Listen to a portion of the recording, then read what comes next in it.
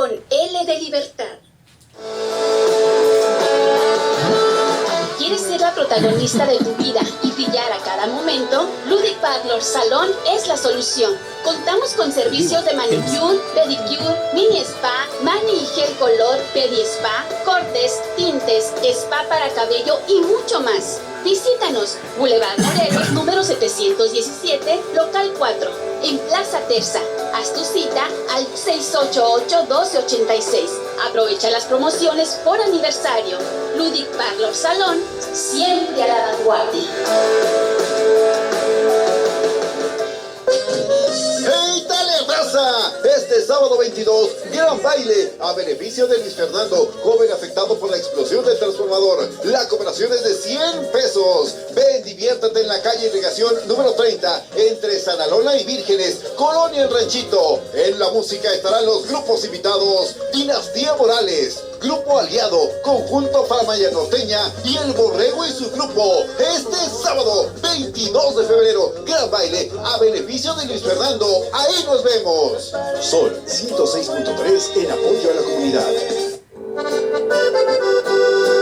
Café Tatiasca, el café del gran señor. Disfruta de un auténtico café 100% orgánico, sembrado, cultivado y cosechado por mujeres nahuas en la sierra de Zongolica, Veracruz. Disfrútalo mientras te ponen bella en Ludic Salón y solicítalo al 6622-336232. Café Tatiasca, auténtico de altura.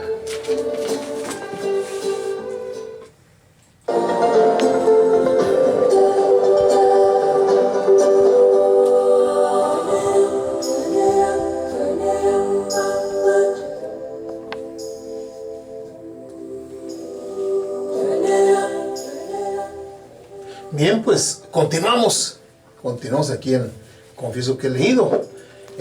Qué bueno que nos están escuchando, que se están reportando ahí. Saludo a los que se han reportado. ¿Quiénes tenemos por ahí, Lupita? Está Marta Beatriz, que siempre está aquí presente. A María Elena Valerio.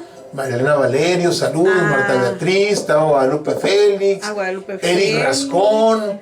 A Diana Miranda. A Diana Miranda. A Leticia Acuña Núñez. Leticia Acuña Núñez, pues muchas gracias, que son los que se ponen ahí, y a todos los que no se anotan también, muchas gracias por estarnos escuchando, y quienes nos escuchan en la radio, qué bueno que nos están sintonizando, y a quienes nos van a ver a partir de mañana en el YouTube, ahí va a estar, si quieren volver a escuchar los poemas de esta hermosa mujer que estuvo aquí, de Genob, ahí va a estar ya. Ahí pueden ustedes acceder en el canal de Confieso que he leído en YouTube. Y lo mismo si quieren escuchar de nuevo la invitación que hizo Jorge y esta explicación que nos dio. A propósito, nos decía Jorge que él le tocó conocer a Francisco Franco. Siendo muy joven, ya egresado de la universidad, por ahí al 73, Jorge se fue a estudiar una especialidad que después fue maestría y doctorado en criminología, precisamente a España. Fue el 73, ¿sí? Y todavía gobernaba Franco, ¿sí? Murió 2 años después, Francisco Franco murió 2 años después, y dice Jorge que eran unas filas interminables para ir a ver el féretro de Francisco Franco, algunos pues con todo el dolor del mundo, porque se había ido el generalísimo, que era presidente de España por la gracia de Dios, eso decía. A mí no me metan en sus danzas macabras, ha de haber dicho Dios y Jesucristo. Y otros seguramente fueron a ver si era cierto que se había muerto. Ya tenía 30 y tantos años, 36 años, 36, 37 años. Y además con un férreo gobierno espantoso, un gobierno espantoso. Serrat sufrió mucho la censura, incluso alguna de sus primeras canciones tuvo que variarle la letra, ¿sí? o quitarle, ¿sí? ¿Se acuerdan aquella de Señora? ¿Sí?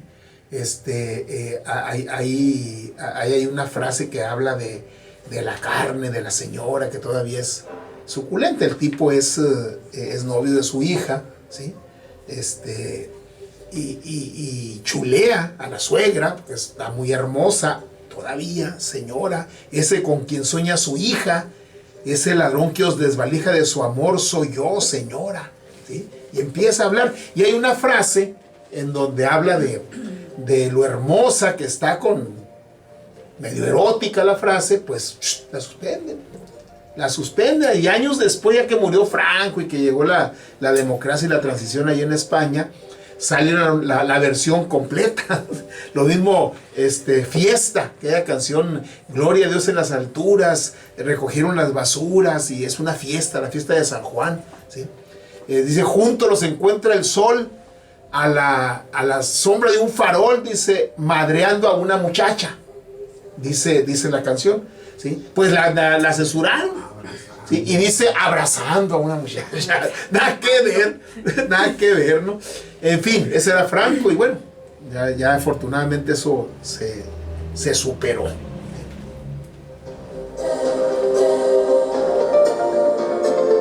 Bien, pues comentábamos ayer este planteamiento de Freud con respecto a los sueños, el cual está criticando Erich Fromm, ¿sí? Diciendo pues que es certero pero limitado, ¿sí? No es únicamente las pasiones irracionales las que hacen que los sueños afloren, ¿sí? Por el tema de la censura. Y dice Freud, bueno, cómo un hombre, el adulto, es sano, ¿sí? ¿Cómo se puede explicar, ¿sí? Semejantes impulsos en sus sueños sin destruir el concepto de adulto sano y normal, que era lo que planteaba Freud y la sociedad de su tiempo, ¿sí? Entonces Freud halló la solución al problema con la tesis de que las tendencias irracionales que se presentan en los sueños son las manifestaciones del niño que el hombre conserva en su ser y que alza en ellos su voz, ¿sí? Lo que dice Freud en términos teóricos era que ciertos impulsos del niño que son reprimidos siguen viviendo una existencia subterránea, aunque deformados, ¿sí? Pero siguen viviendo en el inconsciente, y que ese niño que ahí está en el adulto con esas pasiones irreflexivas, irracionales, ¿sí? Ese niño aflora en el sueño, y lo que es reprimido por la sociedad, por el adulto, ¿sí? Aparece en los sueños, aunque de una manera deformada y velada por la necesidad del adulto de no tomar pleno conocimiento de ellos, ni aun cuando duerme. Por eso se enmascaran. Y luego a continuación viene un sueño de Freud, que lo ponen en sus psicoanálisis de los sueños, un libro que hay sobre los sueños, Segismundo Freud, y aquí lo pone como ejemplo Erich Fromm para sustentar lo que está diciendo, ¿sí? Es un sueño, es muy interesante. Ojalá que tengan acceso ustedes al libro y lo puedan leer completo, pero en síntesis del sueño, Freud intercambia unas palabras, se encuentra un amigo, ¿sí? Pero resulta, bueno, el amigo, ¿sí? El que es un maestro junto con él en la universidad, en el sueño, dice Freud, en el sueño, que su amigo es un bobalicón, es un torpe, es un tonto, ¿sí? Es un bobalicón, ¿sí? Entre otras cosas. Entonces, cuando él despierta, dice, ¿sabes qué tontería soñé? ¿Sí? ¿Cómo esta persona es un bobalicón? No, es un gran maestro, es un doctor en esto, en lo otro, ¿sí?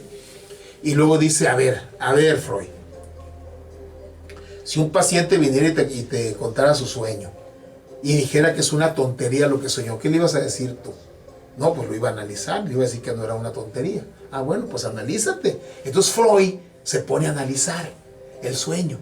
Y es muy interesante en el libro de Freud, aquí de alguna manera lo comenta Fromm, pero en el libro de Freud es muy autocomplaciente con sí mismo, Freud, ¿sí?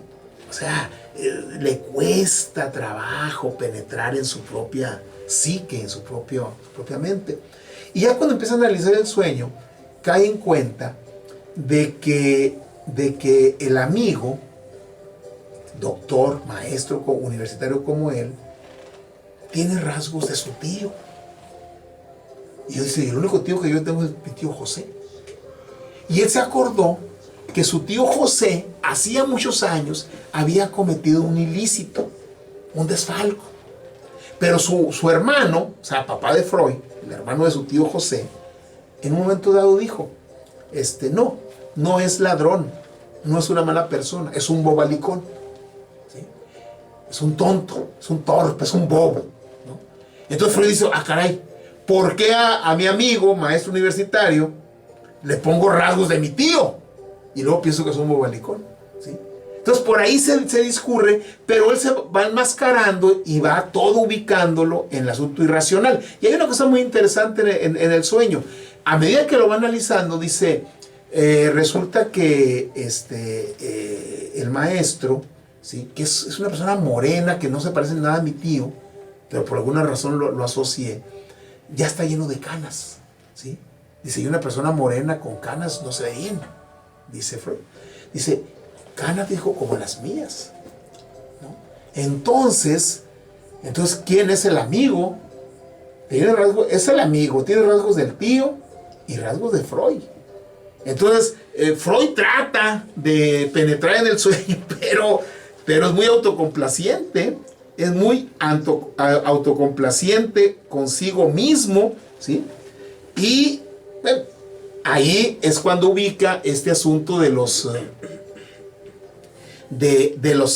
impulsos irracionales que vienen del niño y se pone a analizarlo.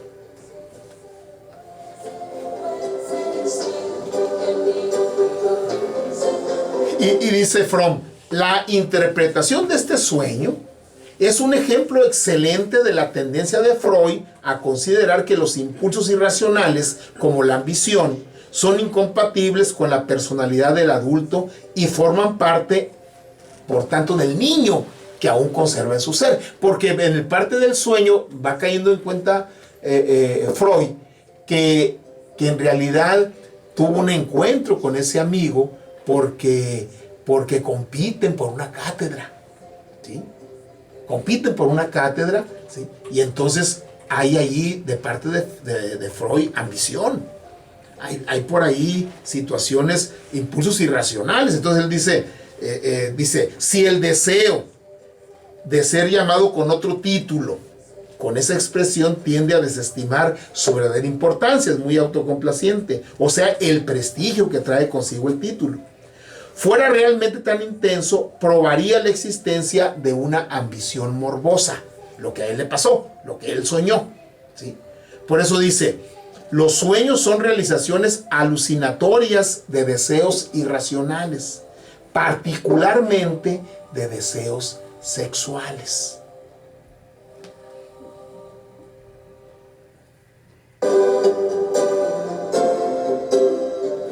Recuerdan ustedes que uno de los conceptos clave de Freud era lo sexual, o sea, la libido.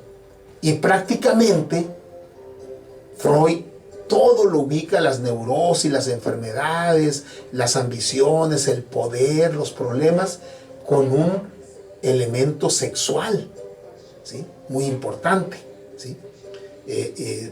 Dice, pero la censura que tiene, ¿sí? Solo está medio dormida, permanece en el sueño, permanece suficientemente despierta para impedir que los pensamientos prohibidos hagan su aparición de forma clara e inequívoca. La función de los sueños es la de preservar nuestro reposo, dice Freud. Luego, los deseos irracionales que se presentan en el sueño deben estar disfrazados para engañar a la censura y seguir descansando. Lo mismo que los síntomas neuróticos constituyen una transacción entre las fuerzas reprimidas del ego y la fuerza represora de la censura que ejerce el superyo, el superego. Freud sostiene, como consecuencia, que la característica principal del lenguaje onírico es el proceso de encubrimiento y desfiguración de los deseos irracionales. lo que nos permite seguir durmiendo tranquilamente.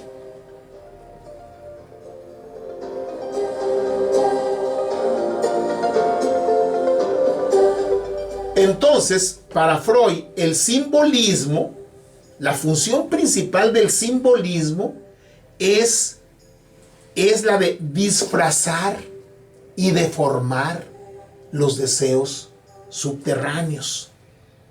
No es como después ya ha planteado en este libro Erich Fromm, ¿sí? No es el lenguaje universal, no es este simbolismo, porque el sueño está en lenguaje simbólico, sea los símbolos convencionales, aquellos que todos compartimos, que le decimos mesa a esto mesa, que le decimos libro a esto, etcétera, ¿sí? Que es el convencional. También el simbolismo accidental, que es el que cada persona se va formando a lo largo de su vida, que tal cosa para él simboliza, ¿sí? Un determinado hecho o circunstancia. Y el lenguaje universal, ¿no? Para Freud, el simbolismo con el que está expresados los sueños tiene como función, ¿sí?, enmascarar y censurar esos deseos irracionales.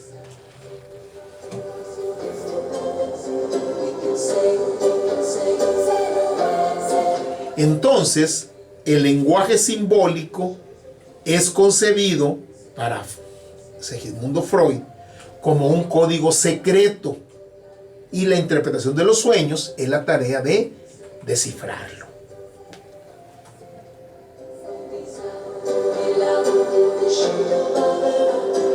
Evidentemente, esta tesis de la naturaleza irracional infantil, ¿sí?, que son el contenido de los sueños según Freud, ¿sí?, y la función deformadora, ¿sí?, de los símbolos, condujo a un concepto mucho más limitado del lenguaje de los sueños que el propio Fromm ha sugerido en la exposición del lenguaje simbólico.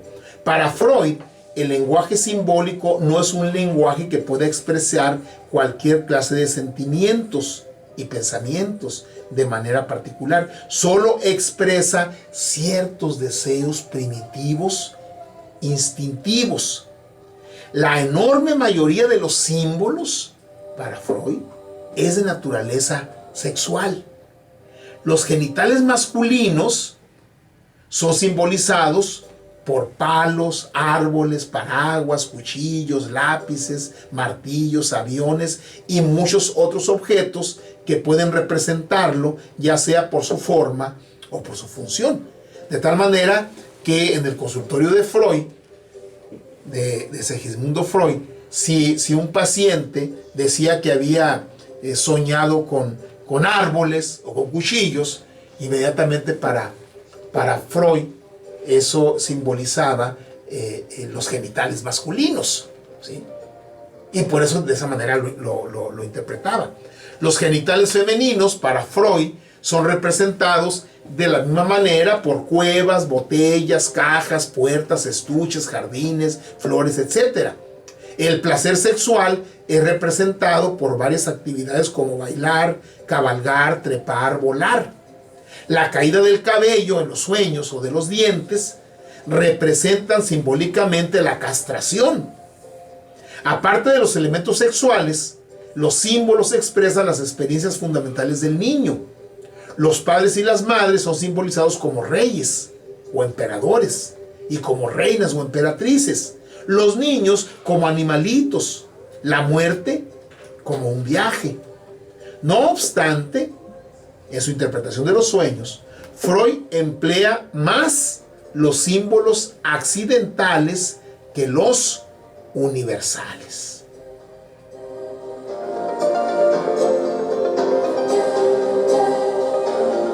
Y Freud sostiene que para interpretar un sueño hay que dividirlo en sus distintas partes y suprimir su sucesión semiológica, la sucesión que hay tiempo y espacio en el lenguaje. Luego se buscan las asociaciones de cada elemento del sueño y se sustituyen las ideas aparecidas en ese proceso de asociación con las partes que se presentaron en el sueño.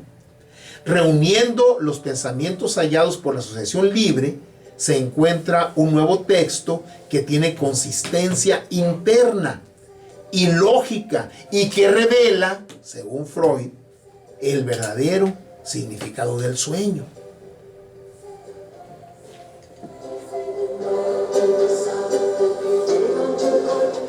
A ese sueño verdadero, que es la expresión, según Freud, de nuestros deseos ocultos, Freud le llama sueño latente. La versión deformada del sueño, tal como nosotros lo recordamos, es el sueño manifiesto. Y el proceso de deformación y enmascaramiento es la elaboración del sueño. Los principales mecanismos mediante los cuales la elaboración onírica traslada el contenido latente del sueño a su forma manifiesta son la condensación, el desplazamiento y la elaboración secundaria. Con la condensación, Freud explica el hecho de que el sueño manifiesto sea mucho más corto que el sueño latente. Según los últimos estudios, los sueños duran unos segundos, ¿sí? Aunque ya cuando lo verbalizamos, pues pueden durar minutos contándolo. O si lo escribimos, pueden ser más de una cuartilla en un momento dado, ¿sí? Pero existe, Freud dice, hay un proceso de condensación, ¿sí? En unos cuantos segundos se presenta todo un sueño pues muy elaborado.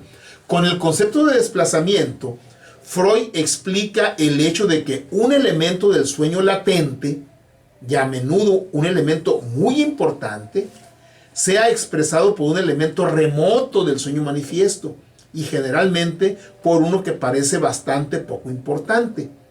Por eso el sueño manifiesto trata frecuentemente a los elementos realmente importantes como si no tuvieran ningún valor especial. Y de ese modo disfraza, según Freud, el verdadero significado del sueño.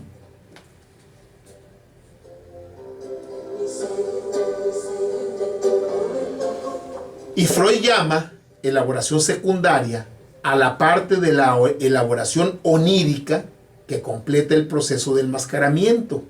Se llenan las lagunas del sueño manifiesto y se subsanan las contradicciones, de tal modo que el sueño manifiesto toma la forma de un episodio lógico, concordante, detrás de cuya fachada se oculta la excitante y dramática trama del sueño.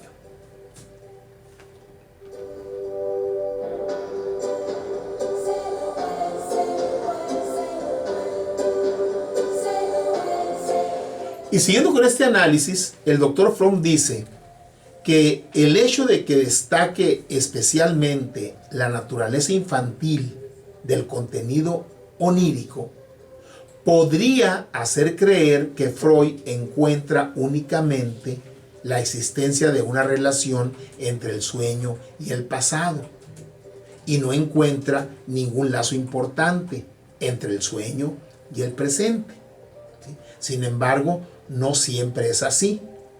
Los sueños son estimulados por acontecimientos presentes, producidos generalmente durante el día o la noche anteriores al sueño, pero son provocados solamente por aquellos acontecimientos que tienen alguna relación con los primeros impulsos infantiles.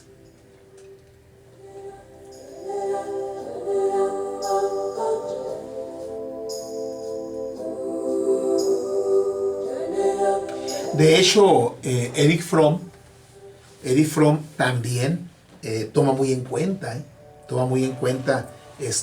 lo que ocurrió. Cuando llegaban los pacientes ahí a su clínica y le decían es que tuve un sueño, ¿sí? Para poder comprenderlo, Erich Fromm le pedía a la persona que le relatara qué había ocurrido, ¿sí? Un día antes o 2 días antes, ¿sí? 2 días antes o el día inmediato anterior. ¿Qué le ocurrió ese día Después se fue a dormir y soñó eso. Generalmente, muchos de los sueños tienen que ver con situaciones que a veces pasan desapercibidas y que en el sueño se relevan, ¿sí? O a veces causan mucho impacto y en el sueño el impacto se incrementa, ¿sí? Y Fromm sí toma en cuenta este planteamiento de Freud para el análisis de sus sueños.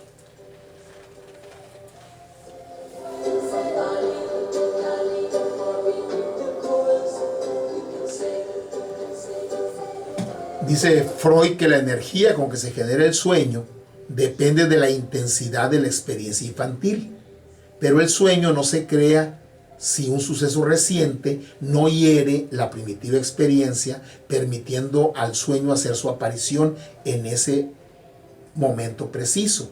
¿Sí? Un ejemplo sencillo servirá para aclarar este punto. Es decir, dice Freud, sí, efectivamente, lo que le pasó hoy generó el sueño, pero en realidad el sueño es una asociación de eso que ocurrió hoy con algo que te ocurrió cuando estabas pequeño. O sea, Freud todo lo remite allá a la infancia y no toma en cuenta otros elementos que vamos a redondear más adelante esta idea de Fromm, ¿sí? Que el doctor Fromm sí toma en cuenta en el lenguaje olvidado. ¿Sí? Este ejemplo dice: un hombre que trabaja a las órdenes de un patrón autoritario siente un temor inmotivado a su patrón debido al miedo que le infundía su padre cuando era niño. Un día, el patrón lo reprende por cualquier causa, y esa noche el hombre tiene una pesadilla y ve una figura que es una mezcla de su padre y su patrón, y que trata de matarlo. Y dice Freud, si no hubiese tenido miedo al padre cuando estaba niño, el disgusto del patrón no lo habría atemorizado. Pero si el patrón no se hubiera disgustado ese día, aquel recóndito temor no habría sido movilizado y el sueño no se habría producido.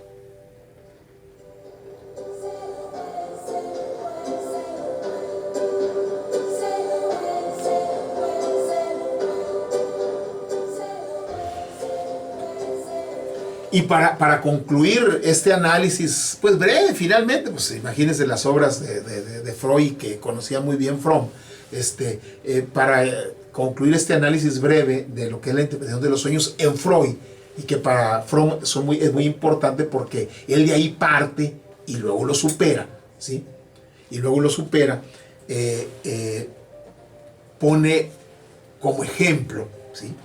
Pone como ejemplo, dos sueños, pero uno es el embarazoso sueño de la desnudez. Y de ese embarazoso sueño de la desnudez, que seguramente alguno de los que nos escuchan lo ha tenido en alguna ocasión, ¿sí? Ese embarazoso sueño de la desnudez, que además es un símbolo universal, ¿sí? Eso se lo vamos a platicar mañana, si no tiene inconveniente.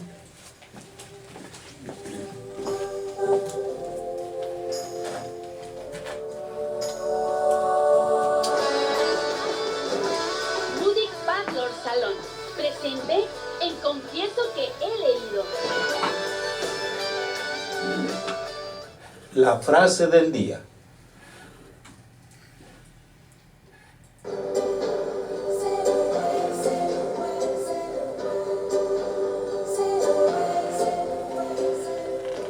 Si un libro está bien escrito, siempre me parece que es demasiado corto.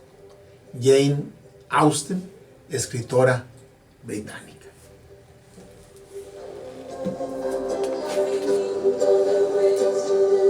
Tomamos nuestro separador, lo colocamos y te recuerdo que es un gusto haber compartido contigo este tiempo y este espacio. Te invito a que mañana lo compartamos de nuevo. Tomamos